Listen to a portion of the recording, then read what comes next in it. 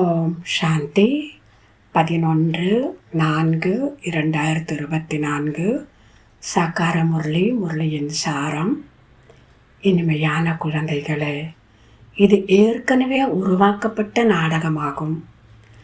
இந்த நாடகத்திலிருந்து ஒரு ஆத்மாவும் கூட விடுபட முடியாது.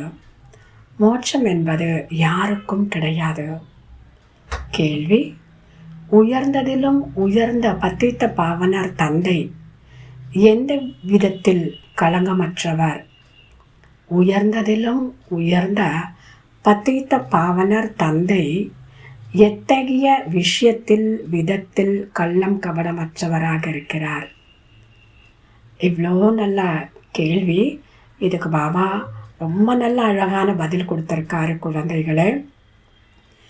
குழந்தைகளாகிய நீங்கள் அவருக்கு ஒரு பிடி அவல் கொடுத்து மாளிகையை பெற்றுக்கொள்கிறீர்கள். எவ்வளோ நல்ல பதில் பார்த்தீங்களா? குழந்தைகளாகிய நீங்கள் அவருக்கு இந்த சங்கமிகத்தில் ஒரு பிடி அவலை கொடுத்து மாளிகையை பெற்றுக்கொள்கிறீர்கள். அதனால்தான் பாபாவை கள்ளம் கபடமற்றவர் என்று சொல்கின்றோம். நீங்கள் சொல்கின்றீர்கள், சிவா பாபா என்னுடைய குழந்தை.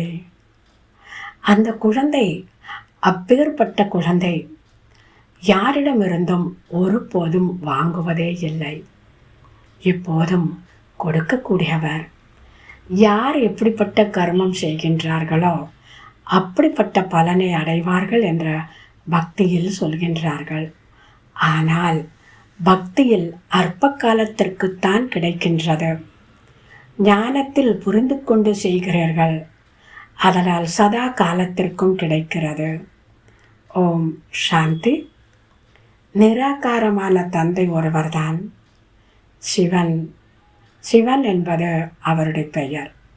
பாடம் கற்பிக்க வரும் பொழுதும் அவருடைய பெயர் சிவன்தான். இந்த சரீரம் அவருடையது கிடையாது. பகவான் ஒருவர்தான். 10-12 இருக்க முடியாது. பகவான் ஒருவர்தான். ஆனால் மனிதர்கள் அவரை 24 அவதாரமாக சொல்லிவிட்டார்கள். பாபா சொல்கின்றார், என்னை மிகவும் அலைய வைத்து விட்டார்கள். பரமாத்மாவை கல்லிலும் முள் அனைத்திலும் இருப்பதாக சொல்லிவிட்டார்கள். பக்தி மார்க்கத்தில் தான் எப்படி அலைகின்றார்களோ அப்படியே என்னையும் அலைய வைத்து விட்டார்கள். இந்த சிருஷ்டியில் உள்ள அனைத்து மனிதர்களும் நடிகர்கள்தான். எத்தனை கோடி மனிதர்கள் இருக்கின்றார்கள், கணக்கெடுக்கின்றார்கள். ஒரு வருடத்தில் இத்தனை கோடி பிறக்கும் என்று சொல்கின்றார்கள். பிறகு அவ்வளவு இடம் எங்கே இருக்கின்றது? அப்போதுதான் பாபா சொல்கின்றார், நான் எண்ணிக்கையை கட்டுப்படுத்துவதற்காக வந்திருக்கின்றேன். எப்போது அனைத்து ஆத்மாக்களும் மேலிருந்து வந்து விடுகிறார்களோ அப்போது நமது வீடு காலியாகி விடுகின்றது. மீதமுள்ள சிலரும் வந்து விடுகின்றனர். மரம் ஒருபோதும் காய்ந்து போவதில்லை, வளர்ந்து கொண்டே வருகிறது. இறுதியில் அங்கு யாரும் இல்லாத போது இங்கிருந்து அனைவரும் மேலே செல்வார்கள். இது முன்பே அமைக்கப்பட்டு விட்ட நாடகமாகும். எனவேதான் சொல்லப்படுகின்றது, எல்லாம் நடந்து விட்டது, இனி நடக்கப் போவது ஒன்றுமே இல்லை. ஆனால் பக்தி மார்க்கத்தில் கவலைப்பட வேண்டியதாக உள்ளது. என்னவெல்லாம் கடந்து சென்றதோ அது மீண்டும் நடைபெறும். நீங்கள் 84 பிறவி சக்கரத்தை சுற்றி வந்தீர்கள். இது ஒருபோதும் நிற்காது, மீண்டும் நடைபெறும். இதில் நீங்கள் முயற்சியே செய்யாமல் எப்படி இருக்க முடியும்? நீங்கள் சொல்வதால் நீங்கள் விலகி செல்ல முடியாது. மோட்சத்தை அடைவதும், ஜோதியில் ஜோதி கலப்பதும், பிரம்மத்தில் ஒன்றர கலந்து விடுவதும், இவை அனைத்தும் ஒரே விஷயம்தான். மோட்சத்தை அடைவது ஜோதி, அந்த ஜோதியில் போய் கலந்து விடுறது, அந்த பிரம்மத்தில் போய் மூழ்கிறது, இவை அனைத்தும் ஒரே விஷயம்தான். இப்படி பண்ணிட்டோன்னா அப்புறம் நமக்கு பிறவி இல்லைங்கிற அர்த்தம். அப்படி இருக்க முடியாது. அநேக கருத்துக்கள், அநேக தர்மங்கள், பிறகு உன் வழியை நீயே அறிவாய் என்றும் சொல்கின்றார்கள். நீங்கள் ராஜ்யத்தை அடைவதற்காக படிக்கின்றீர்கள். ராஜயோகத்தை கற்பிப்பவர் ஒரே ஒரு பாபாதான். இப்போது நீங்கள் வீட்டில் அமர்ந்துள்ளீர்கள். தர்பார் அல்ல. ராஜாக்களும் மகாராஜாக்களும் சந்திக்கும் இடம்தான் தர்பார் என சொல்லப்படும். இது பாடசாலையாகும். பிராமணி விகாரிகள் யாரையும் அழைத்து வரக்கூடாது. பத்தித்தமானவர்கள் வாயு மண்டலத்தையே கெடுத்து விடுவார்கள். எனவே அனுமதி கிடையாது. இப்போது ஒரு சிலரை அனுமதிக்கப்படுகின்றது. அதாவது அது விஐபியாக இருப்பாங்க. இங்கிருந்து சென்ற பிறகு தூய்மையை இழப்பார்கள் என்றால், தாரணை செய்யவில்லை என்றால், இது தனக்குத்தானே சாபத்தை ஏற்படுத்தி கொள்வதாகும். நல்லது.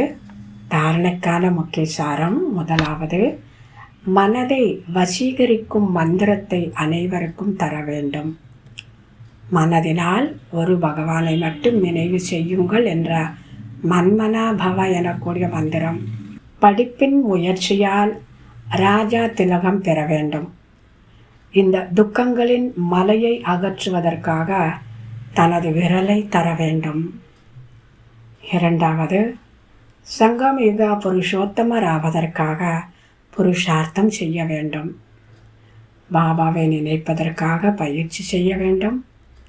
மாறாக யோகம் யோகம் என்று சொல்லி குழம்பிவிடக்கூடாது. வரதானம்: தடைகளை சேவைக்கான முன்னேற்றத்தினுடைய ஏணிப்படிகளாக புரிந்து கொண்டு முன்னேறி செல்லக்கூடிய நிர்விகல உண்மையான சேவாதாரி ஆகுக. விளக்கம்: சேவையானது பிராமண வாழ்க்கையை நிர்விகலமாக ஆக்குவதற்கான சாதனமாக இருப்பதன் கூடவே சேவையில்தான் தடைகளுக்கான பரீட்சை அதிகமாக வருகிறது. நிர்விகலமான சேவாதாரியைத்தான் உண்மையான சேவாதாரி என கூறப்படுகிறது. தடைகள் வருவதும் ராமாவில் பதிவாகி உள்ளது. தடைகள் வரும், வந்து கொண்டே இருக்கும்.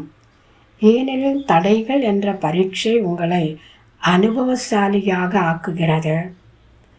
இதனை தடையாக புரிந்து கொள்ளாமல் முன்னேற்றத்திற்கான அனுபவமாக பார்த்தால் தடைகளானது முன்னேற்றத்திற்கான ஏணிப்படிகளாக அனுபவமாகி முன்னேறி செல்வீர்கள். ஸ்லோகன்: தடை ரூபமாக இல்லாமல் தடைகளை அழிப்பவராக ஆகுங்கள். தடை ரூபமாக இல்லாமல் தடைகளை அழிப்பவராக ஆகுங்கள். நல்லது. இனிமையிலும் இனிமையான 5000 வருடங்களாக காணாமற் போய் மீண்டும் கண்டெடுக்கப்பட்ட செல்ல குழந்தைகளுக்கு தாய் தந்தை பாப் தாதாவின் அன்பு நினைவுகள் மற்றும் காலை வணக்கம். ஆன்மீக குழந்தைகளுக்கு ஆன்மீக தந்தையின் நமஸ்காரம். ஆன்மீக தந்தைக்கு ஆன்மீக குழந்தைகளின் நமஸ்காரம். ஓம் சாந்தி.